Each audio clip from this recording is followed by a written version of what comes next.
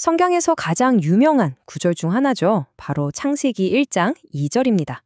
오늘은 이 단 한 문장에 집중해서 그 안에 숨겨진 깊은 의미들을 함께 파헤쳐 보려고 합니다.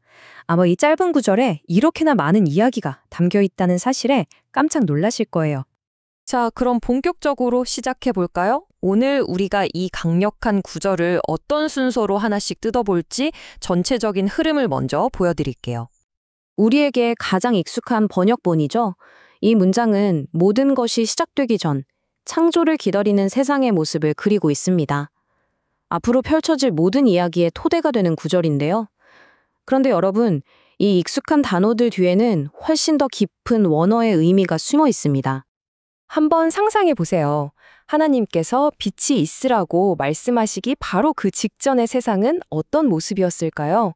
이 구절이 바로 그 장면을 묘사하고 있습니다. 말 그대로 아무것도 그려지지 않은 혼돈과 공허함으로 가득 찬 캔버스라고 할 수 있죠. 위대한 창조가 시작될 무대인 셈입니다. 그럼 혼돈하고 공허하다는 게 대체 무슨 뜻일까요? 이 의미의 핵심에 다가가려면 우리는 원어인 히브리어로 돌아가 봐야 합니다. 바로 토후 와보후라는 표현이죠. 네, 바로 이 단어입니다. 토후 와보후. 한번 소리내어 읽어보면 특유의 운율이 느껴지지 않나요?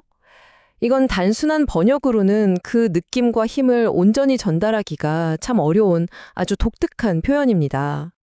여기서 토후와 보후는 그냥 시적인 표현이 아닙니다. 아주 구체적인 상태를 묘사하는 명사들이에요. 토후는 질서가 없는 황무한 상태를, 보후는 생명이 없는 텅 빈 상태를 의미합니다.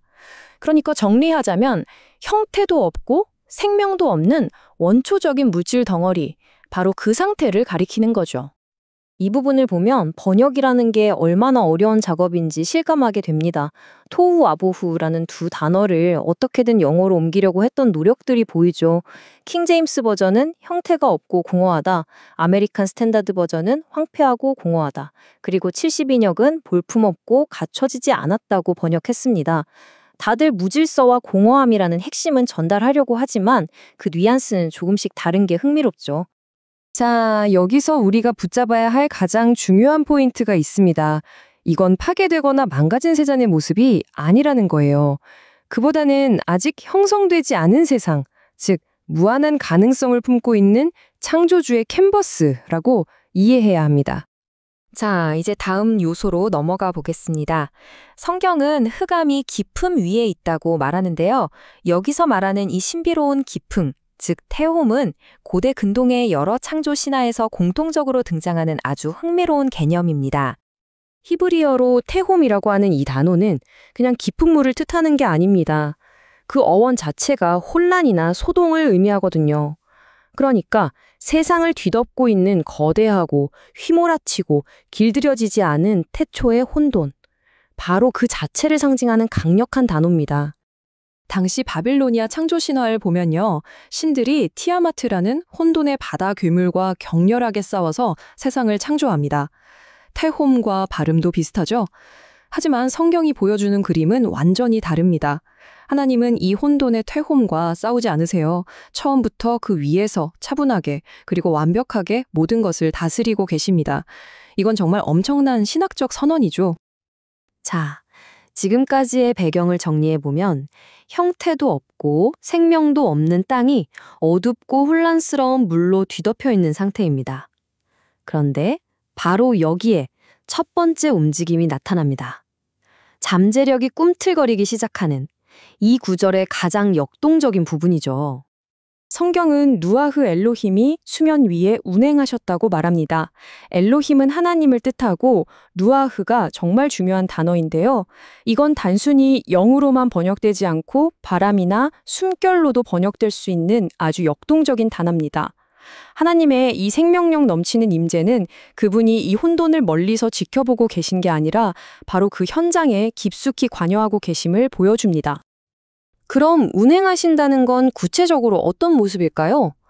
한 주석에 따르면 여기서 쓰인 히브리어 메라에페트는 신명기에서 어미 독수리가 둥지 위에 새끼들을 날갯짓으로 품어주는 모습을 묘사할 때 쓰인 바로 그 단어라고 합니다. 정말 놀랍지 않나요? 이건 그냥 무의미하게 떠다니는 게 아니라 생명을 탄생시키기 위해 애정을 가지고 품고 보호하고 양육하는 움직임인 겁니다. 정말 따뜻하고도 강력한 이미지죠. 자, 지금까지 우리는 토후 와후후, 테홈, 그리고 루아후 엘로힘이라는 세 가지 중요한 조각들을 자세히 살펴봤습니다. 이제 이 조각들을 모두 맞춰서 창세기 1장 2절이 그리는 거대한 그림이 무엇인지 한번 전체적으로 조망해 보겠습니다. 그러니까 이 구절이 우리에게 말해주는 건 이런 겁니다. 첫째, 하나님은 혼돈을 두려워하거나 싸워서 이기는 분이 아니라 처음부터 완벽하게 다스리는 분이라는 것. 둘째, 성령님은 창조의 맨 처음부터 생명을 품고 양육하는 역할로 함께 하셨다는 것. 그리고 마지막으로 하나님은 텅 비고 혼란스러운 바로 그곳을 당신의 위대한 작품을 위한 재료로 사용하신다는 사실입니다. 혼돈은 하나님께 위협이 아니라 걸작을 위한 캔버스였던 거죠. 마지막으로 이런 질문을 한번 던져보고 싶습니다. 창조 이야기의 서막을 여는 이 단 한 구절에 이렇게나 깊고 풍성한 의미가 담겨 있다면 우리는 그 기에 이어지는 창조의 이야기들을 어떻게 다시 읽어야 할까요? 이 장면의 깊이를 이해하고 나면 빛이 있으라는 그 첫 마디의 니괴가 전혀 다르게 느껴지지 않으신가요? 어쩌면 우리는 성경의 가장 위대한 이야기에 아주 중요한 첫 단추를 놓치고 있었을지도 모릅니다.